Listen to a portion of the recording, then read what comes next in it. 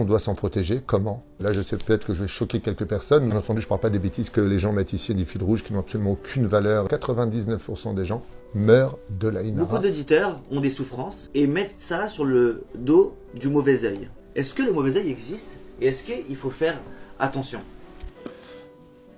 Dans le monde dans lequel nous vivons, tout est géré par ce qu'on appelle le système énergétique. C'est-à-dire que tout est énergie. Et l'énergie a quelque chose d'incroyable, c'est qu'il se déplace sans qu'on puisse le voir ni le déceler, mais porte ses conséquences. La parole est une énergie. Les gestes que nous pratiquons sont des énergies. Et ce qui fait vivre les molécules sont des énergies. Donc le regard, automatiquement, est une énergie. Maintenant qu'on lui donne le titre de mauvais œil ou de bon œil, comme le dit le Talmud dans Masechet Avot, il n'y a pas mieux au monde qu'un bon œil, et il n'y aurait pas pire au monde qu'un mauvais œil. Il est évident que oui, nos yeux peuvent créer des dégâts. Pas simplement au niveau de l'Aïn Hara, comme on dit en hébreu, du mauvais œil, ou Aïn Abisha en araméen, mais même par le regard, on peut faire des dégâts chez une personne, style en montrant un clin d'œil vis-à-vis d'autrui. Alors oui, le mauvais œil, ça existe dans la Torah et elle figure pratiquement dans toutes nos prières. Le matin, nous demandons à Dieu dans les Birkat HaShachar et après la Birkat HaTorah, à maintes reprises dans la Torah, ce serait très très long de vous expliquer à quel point on parle de l'Aïn Hara, donc du mauvais œil dans la Torah, dans la Bible, mais absolument, le mauvais œil, ça existe, mais moins tu t'en occupes et moins il s'occupe de toi. Ce qui fait qu'on a toutes sortes de stratégies, style le 5, la main de Fatima, comme ils l'ont pris chez nous, ça existait bien avant. Le Talmud nous dit que, le Ben Ishraï nous dit que qu'est-ce qu'a fait Yaakov pour éviter de perdre face à Esav.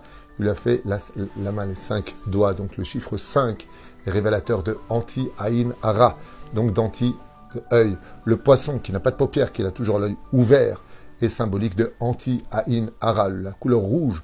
Bien entendu, je ne parle pas des bêtises que les gens mettent ici, des fils rouges qui n'ont absolument aucune valeur et remède contre l'Aïn Hara.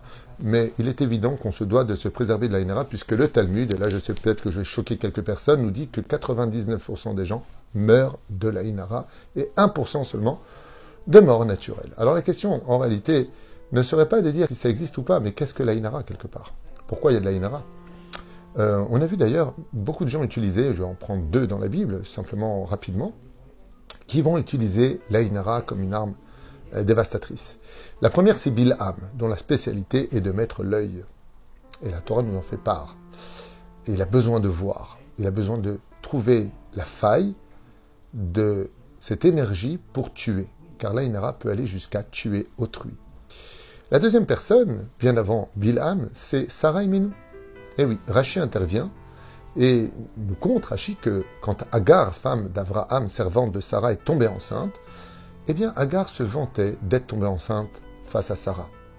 Et Sarah l'avait mis en garde une fois, 2 fois, et Rachi nous dit qu'elle lui a mis de l'Aïn Hara pour faire tomber son enfant.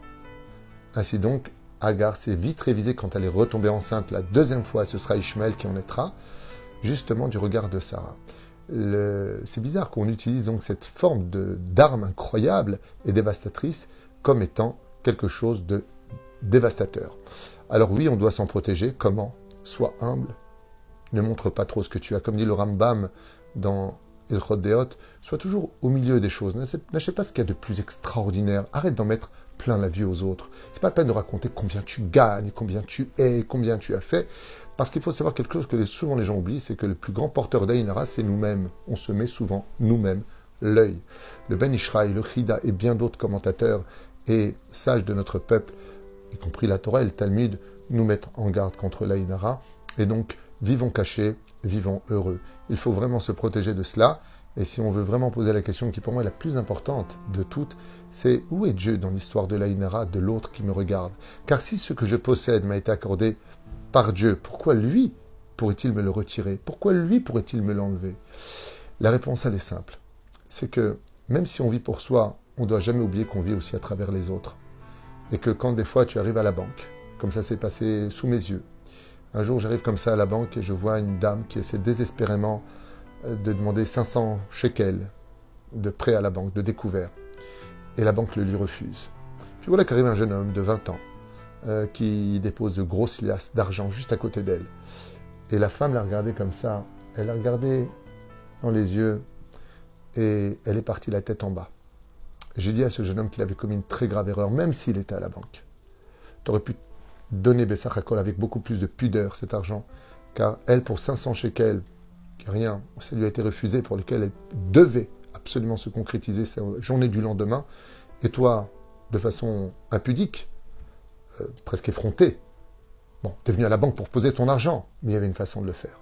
Et c'est pour ça que, étant donné qu'on fait du mal aux autres, sans tenir compte de leur existence, de leur possibilité d'agir, eh bien, on fait du mal. Et quand on fait du mal, c'est une ouverture, une brèche qui permet à l'autre de nous renvoyer l'ascenseur de son œil. C'est pour ça qu'il faut faire très attention. Je raconte une très jolie histoire, je ne sais pas si j'aurai le temps de le faire, mais je vais la raconter très brièvement. Il y avait un rabbin qui vivait à Mea Shearim et qui avait reçu son fils qui était donc installé aux États-Unis depuis plusieurs années, et il ne connaissait pas son petit-fils. Et quand son fils est venu avec sa femme le voir, avec enfin ce petit-fils qu'il chérissait tellement de loin, qu'il voyait comme ça par photo, eh bien, il l'a pas lâché. Il l'a pas lâché de toute la journée, il était dans ses bras, il l'embrassait, il était tellement heureux. Puis voilà qu'au moment où il devait retourner à l'aéroport, car il était venu le moment de la séparation, le grand-père a pris l'enfant, il l'a remis à son fils, il lui a dit maintenant prends-le, mets-le dans le landau et dans la poussette. Et le fils a dit à son père, je comprends pas, on va partir, tu l'avais tout le temps dans les bras et maintenant tu me le remets, tu veux pas le garder jusqu'à la voiture, jusqu'au taxi qui arrive. Il lui a dit non, je ne peux pas le faire. Pour la sécurité de l'enfant et pour mes obligations en tant que juif, je ne peux pas le faire. Le fils lui dit, mais de quoi tu parles? Il dit, parce que juste en face, il y a un couple qui sont mariés depuis 13-14 ans aujourd'hui, qui n'arrivent toujours pas à avoir d'enfants. Ils me demandent tous les jours de les bénir. Tu imagines la douleur que je leur provoquerai quand moi je sortirai avec ce joli nourrisson qui est mon petit-fils, ce bébé qui est dans mes bras, face à eux. Il faut faire attention aussi au regard de l'autre. Pas simplement, il est jaloux, ou il a quelque chose. Quoique la base de la Hinara, c'est la jalousie. Mais malgré tout, fais attention à celui qui n'a pas, parce que quelque part, en montrant ta réussite, eh bien, tu lui démontres que lui, il n'a vraiment pas de chance dans sa vie. Et c'est là qu'est toute la problématique de la Hinara. Si tu ne veux pas en recevoir, fais attention aussi à l'autre. Merci beaucoup, Rav.